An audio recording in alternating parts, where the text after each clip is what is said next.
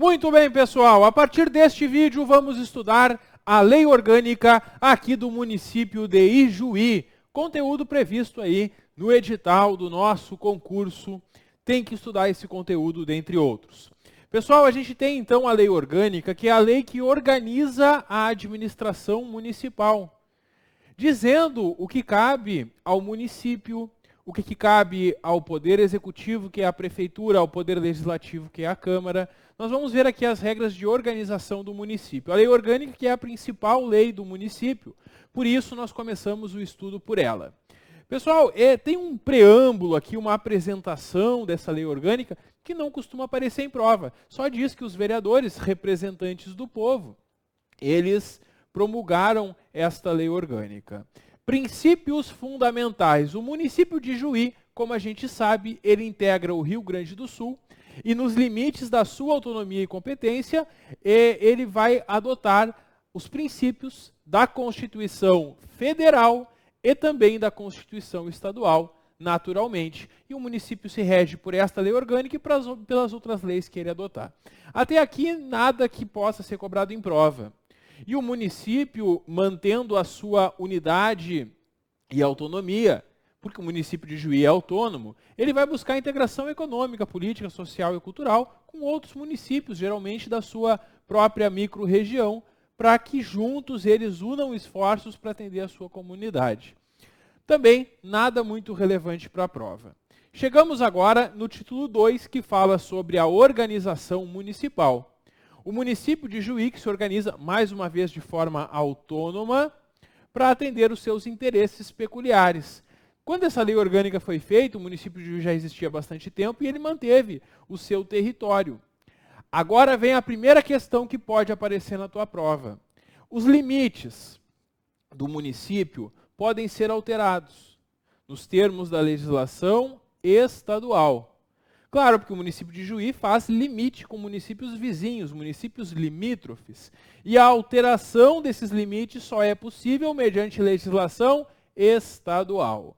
Eles podem te enganar dizendo que é por lei municipal ou legislação federal, e aí está errado. É legislação estadual porque envolve mais de um município dentro do território do Rio Grande do Sul. Por isso que não pode ser municipal. E não precisa ser federal porque ambos municípios estarão dentro do território do estado. Por isso. Bom, pessoal, mas o que cai muito em prova mesmo é o parágrafo 1º desse artigo 2º, que fala sobre os poderes do município. Pessoal, poderes do município, nós temos 2. Ah, professor, mas eu vi uma vez que existiam 3 poderes. Como assim 2? Pois é que lá na Constituição Federal nós temos 3 poderes. Aqui no município são só 2. Porque não existe poder judiciário no município. O poder judiciário ou é do Estado ou é da União. Então, no município só temos 2 poderes. O legislativo, que é a Câmara de Vereadores, e o executivo, que é a prefeitura. Isso. Esses, então, os poderes do município, que são independentes e harmônicos entre si. Eles são independentes, cada um tem as suas atribuições e um não interfere no outro. Eles são harmônicos porque eles fazem algumas coisas conjuntamente. Por exemplo, uma lei aprovada pela Câmara é promulgada, sancionada pelo prefeito, como a gente vai estudar. Então a gente começa vendo que tem 2 poderes, se a banca afirmar que são 3, isso é pegadinha. Além disso, esses poderes não podem delegar atribuições um ao outro. Claro, essa lei diz o que cabe ao legislativo e ao executivo e um não pode passar sua função ao outro. Além disso, o cidadão que está na função de um poder não pode estar na do outro, salvo quando a lei orgânica autorizar. A gente vai ver uma exceção, por exemplo, de um servidor público que é eleito vereador, isso não tem problema. Muito bem. É muito importante para a prova saber a data magna do município. 19 de outubro. Atenção, memoriza essa data, tem muita chance da banca cobrar em prova. Os símbolos do município têm que ser estabelecidos por lei, a lei orgânica não diz quais são, e o território do município pode ser dividido em distritos e subdistritos, que são criados por lei municipal. Professor, por que aqui é lei municipal e antes era lei estadual? Qual é a diferença? A diferença é a seguinte: quando a gente falou em legislação estadual aqui, a gente estava falando sobre os limites do município com municípios vizinhos. E a alteração do limite dependeria da legislação estadual. Agora, quando a gente fala de um distrito e subdistrito, pessoal, o distrito e o subdistrito ele é criado dentro do território de Juí, não envolve municípios vizinhos. Por isso, um distrito e um subdistrito pode ser criado, organizado e extinto por lei municipal, certo? Distrito e subdistrito, lei municipal. Quando falar em limites com outros municípios, aí é lei, aí tem que seguir a legislação estadual sobre a matéria. Pessoal, nosso próximo assunto são os bens municipais. E aqui eu tentei esquematizar da forma mais didática possível para que a gente possa entender bem as regras e o que podem perguntar na nossa prova sobre os bens do município. Naturalmente, a prefeitura vai administrar os bens que pertencem ao município. O patrimônio do município envolve bens imóveis, bens móveis e semoventes. Semoventes são os bens que se movem, por isso, semoventes. Animais, por exemplo. E também direitos e ações que pertencem ao município. Em outras palavras, tudo que pertence ao município é patrimônio do município. O artigo 4º, ele fala sobre a alienação de bens municipais. Pessoal, alienar um bem municipal é pegar um bem que te pertence e passar para outra pessoa. Isso é uma alienação de um bem. E o município, ele pode pegar os bens públicos e passar para outra pessoa? Pode, mas tem que seguir essas regras. E aí nós temos uma regra quando for um bem imóvel, como um prédio, um terreno, e outra regra quando for bens móveis. E para ficar mais fácil de entender, eu esquematizei esses dois incisos neste mapa mental. Olha só, a alienação de bens imóveis depende de 3 coisas. Tem que ter uma autorização legislativa. Então, se o prefeito ou prefeita quer vender um bem que é imóvel do município, primeiro vai ter que mandar um projeto de lei para a Câmara pedindo autorização. E se a Câmara autorizar, pode vender. Tem que fazer uma avaliação do valor, claro, para vender por um preço justo. E abre-se uma concorrência. É uma licitação na modalidade de concorrência e quem der o maior valor vai comprar esse imóvel. Tem uma exceção. Essa concorrência pode ser dispensada se o município quer pegar um imóvel que lhe pertence e dar ele em troca de outro imóvel, uma permuta. Para permuta não precisa fazer a licitação, mas vai precisar da autorização legislativa e da avaliação mesmo assim. E quando for um bem móvel, a principal diferença é que o bem móvel não precisa de autorização legislativa. Então, se a prefeitura quer se desfazer de um bem móvel, ela não precisa pedir autorização para a Câmara. Tem que fazer uma avaliação do valor do bem e se faz uma licitação. Geralmente se faz um leilão. E aí se vende aquele bem móvel que não é mais útil para o município. E também é possível não fazer licitação quando o município vai pegar um bem móvel que lhe pertence e doar para um fim de interesse social, como, por exemplo, doar para uma instituição beneficente. Certo? Muito bem. É isso que nós temos, então, nesse primeiro momento, que a gente passa a conversar sobre os bens do município. Tem mais um detalhe interessante, que é a venda aos proprietários lindeiros. O que é isso, venda aos proprietários lindeiros? Isso aqui é quando o município tem um imóvel e ele construiu ali uma creche, uma escola, um posto de saúde e sobrou uma faixa desse imóvel. Uma faixa que não serve para nada. E aí o município, ele quer vender essa faixa. Só que essa faixa é muito pequena para alguém querer comprar ela individualmente. No entanto, o proprietário lindeiro, o vizinho, pode ter interesse. Porque aí ele pode aumentar a sua propriedade comprando essa faixa de terra que sobrou. Para isso, para vender ao vizinho, ao proprietário lindeiro, é possível então que se faça por prévia avaliação e autorização legislativa, e é dispensada a licitação. É dispensada porque só quem se interessa é o vizinho, por isso. Bom, pessoal, ainda sobre os bens, antes de avançar no estudo, é necessário que tu entenda que existem 3 tipos de bens públicos, e tem 2 que a gente vai trabalhar bastante. O bem de uso comum do povo é um bem que todos nós utilizamos. Um parque, uma praça, uma rua, uma praia, um rio. Isso é um bem de uso comum do povo. O bem de uso especial é aquele bem que está sendo utilizado para um serviço público. Por exemplo, o prédio da prefeitura, o prédio da Câmara, uma escola pública, o posto de saúde, um hospital público. Esses são bens de uso especial. E o bem dominical, ou dominial, é um bem que pertence ao município, mas não está sendo utilizado para nada de interesse público. É um prédio, um terreno que é do município, mas nele não tem nada funcionando. Esse é um bem dominial, porque é um bem do domínio do poder público, que não tem uso especial e também não é de uso comum do povo. É isso. Então essas são as 3 classificações de bens. E aí o artigo 4A, ele vai falar sobre os bens dominiais. Esses bens que pertencem ao município, mas não estão sendo utilizados para um serviço público. Esses bens dominiais, eles são utilizados pelo município, devem ser utilizados como recursos fundamentais para realizar as políticas urbanas, especialmente habitação popular e saneamento básico. Então pode utilizar um espaço desses para construir, por exemplo, uma moradia popular.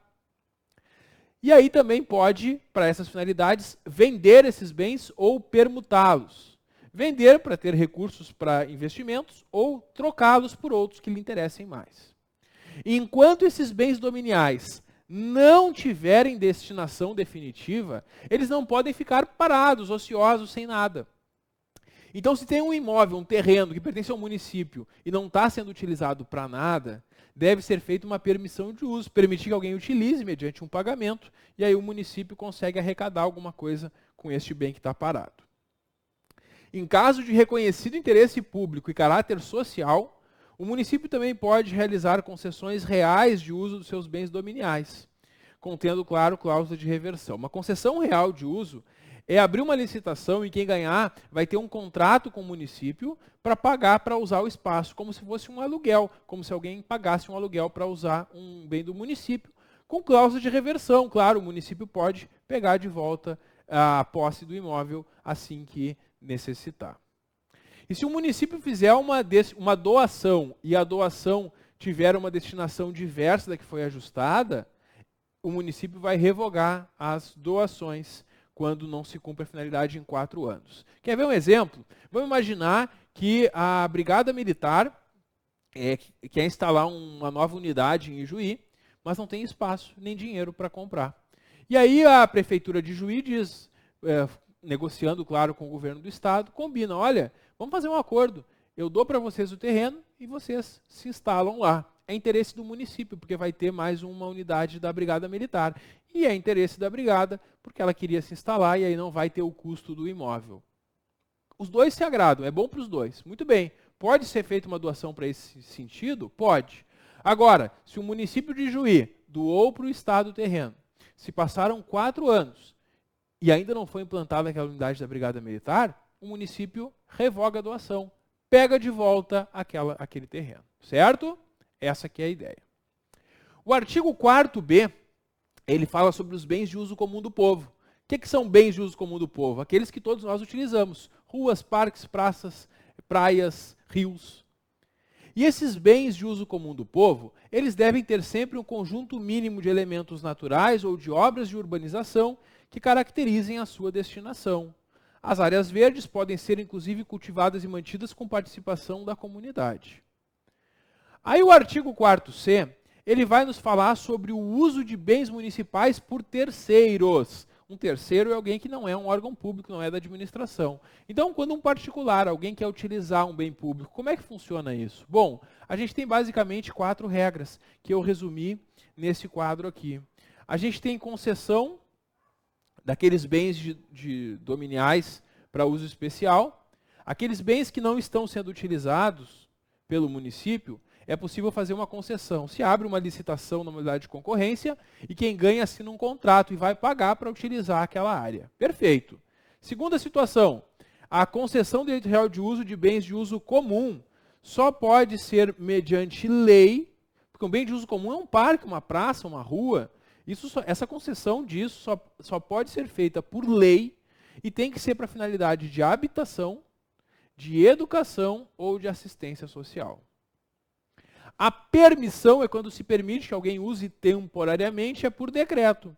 E a autorização também é por decreto, com uma diferença. A autorização é por um curto tempo, porque a autorização é pelo máximo de 90 dias. Então é isso no quadrinho, já ficou bem mais fácil de entender e memorizar. E eu quero que tu lembre na prova que a concessão é por concorrência e contrato. Junta tudo, com. Concessão, concorrência e contrato. Certo? Permissão e autorização são por decreto. E a autorização, tu não pode esquecer que ela é por no máximo 90 dias. É isso que eles podem perguntar na prova. E eles podem na prova trocar contrato por decreto ou colocar no meio portaria para tentar te confundir. Tu tem que saber. Bom, pessoal, o artigo 4º, ele prevê ainda que vão reverter ao município, no termo da vigência de uma concessão para serviço público, todos os bens materiais do serviço, independentemente de qualquer indenização. É comum que o município faça concessões do transporte coletivo, por exemplo.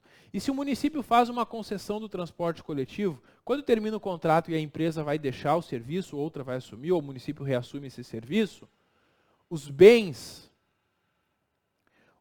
que façam parte, os bens materiais voltam para o município. Como, por exemplo, as paradas de ônibus continuam pertencendo ao município. A empresa não vai arrancar as paradas e levar embora, mesmo que ela tenha construído, por exemplo. Certo? Muito bem. Essa é a parte que envolve os bens. Concluído isso, nós entramos no capítulo 3, que fala sobre as competências municipais. E aqui nós temos que a competência legislativa e administrativa do município vai abranger fazer as leis sobre assuntos de interesse local. Todos os assuntos de interesse local, interesse do município, a própria Câmara de Vereadores vai aprovar as leis, que podem ser apresentadas pelos próprios vereadores ou pelo prefeito, ou até pelo povo, como a gente vai ver mais adiante. Suplementar a legislação federal e estadual. Tem leis federais e estaduais sobre vários assuntos, e o município também suplementa, faz a sua lei sobre esse assunto.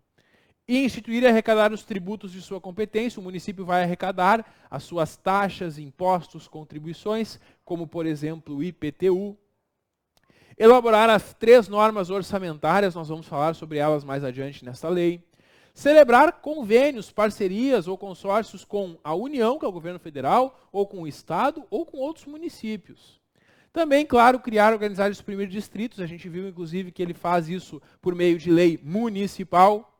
Organizar a concessão e permissão dos serviços públicos, porque o serviço público pode ser prestado pela prefeitura ou concedido para uma empresa prestar. E aí nós temos, então, o transporte coletivo, abastecimento de água e esgotos, a iluminação pública e a limpeza pública e coleta de lixo.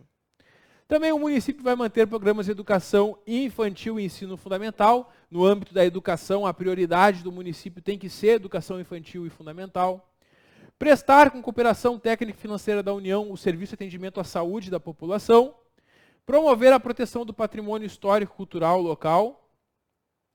Promover adequado ordenamento territorial, mediante planejamento e controle de uso, parcelamento e ocupação do solo. Criar a sua guarda municipal para a proteção dos seus bens. Fomentar a produção agropecuária. Estabelecer normas de edificação, e aí vai ter lá o Código de Obras e também o próprio plano diretor, falando algumas regras urbanísticas. Fixar a tarifa dos serviços públicos, o município que fixa, inclusive, dos táxis, qual é o valor da tarifa. Assim como o horário de funcionamento dos estabelecimentos, que dias que funciona, até qual horário. Criar entidades intermunicipais para assuntos de interesse comum, como, por exemplo, um consórcio intermunicipal. É muito comum que façam isso na área da saúde. O município pode conceder o título benemérito ijuense, aqui fala honrífico, mas eu acho que eles queriam dizer honorífico, né? Ou homenagem através de lei, mediante quórum da maioria qualificada. Anualmente, por ano, até 6 pessoas podem receber esses títulos. 3 indicadas pela Câmara, pelo Legislativo, outras 3 pelo Executivo, pela Prefeitura.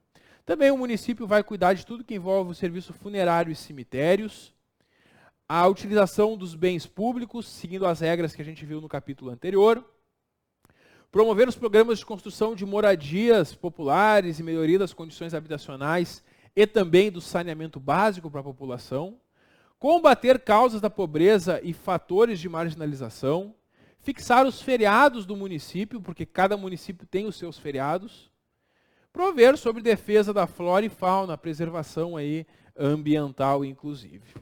Essas então as competências do município de Juí. E nós temos algumas vedações, e a banca adora cobrar as vedações. Se você pega outras provas da banca e de outros municípios, você vai perceber que a banca já cobrou essas vedações. Tu tem que saber o que é vedado ao município, isso cai bastante em prova. Bom, tem aqui no artigo 6º essa lista de vedações. Olha só, o município, ele não se mete com religião. Como assim não se mete com religião? O município, ele não vai estabelecer, não vai criar cultos religiosos ou igrejas, não vai colocar dinheiro neles, subvencioná-los, nem vai atrapalhar o funcionamento. Então é isso. Em outra palavra, não se mete com religião. No máximo, ele vai fazer uma colaboração de interesse público, que seria, por exemplo, quando a prefeitura e uma igreja unem esforços para ajudar pessoas carentes, por exemplo. Isso até pode. Fora isso, nada. Fora isso, o município não se mete com religião. O município também não pode recusar fé a documentos públicos. Não pode buscar empréstimos externos, empréstimos no exterior, sem autorização do Senado. Não pode instituir ou aumentar tributos sem a lei o estabeleça. Cuidado, hein? Pode o município criar novos tributos ou aumentar os já existentes, como, por exemplo, aumentar o IPTU? Pode. O que não pode é fazer isso sem a lei. Então, se a banca afirmar na prova, o município pode instituir ou aumentar tributos por lei? Pode. Sem lei, não pode. É isso. Então, se o prefeito ou prefeita querem criar ou aumentar um tributo, eles têm que mandar um projeto de lei e só se os vereadores aprovarem que aquele tributo vai ser criado ou aumentado. Também nós temos aquelas imunidades de impostos. E o município não pode cobrar impostos de outros entes públicos. Então, órgãos públicos federais e estaduais situados no município de Juí não vão pagar IPTU, por exemplo. Sobre templos, a imunidade religiosa. Também patrimônio dos partidos políticos e também sobre livros, jornais e periódicos e o papel destinado à sua impressão. Esses não pagam impostos. Também nós temos a vedação de estabelecer limitações ao tráfico de pessoas ou bens por meio de tributos. O município não pode criar um tributo que me impeça de ir e vir, exceto o pedágio. O pedágio é autorizado, mas é para manter as vias. E aí cobra o pedágio só de quem passar em veículos, né? Não de quem passa a pé. Também não pode estabelecer diferença tributária entre bens e serviços em razão de procedência ou destino. Ele não pode cobrar um imposto maior ou uma taxa maior do bem que vem de fora e menor do que é do município, por exemplo. Não pode fazer isso. O município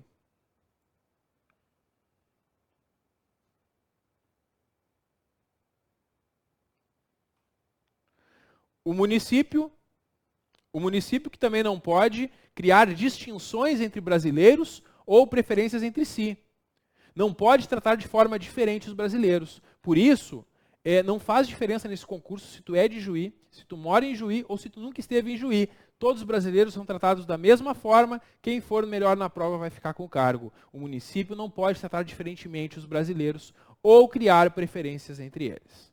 E também não pode conceder benefícios de natureza tributária, benefícios fiscais para empresas, sem observar a lei, certo?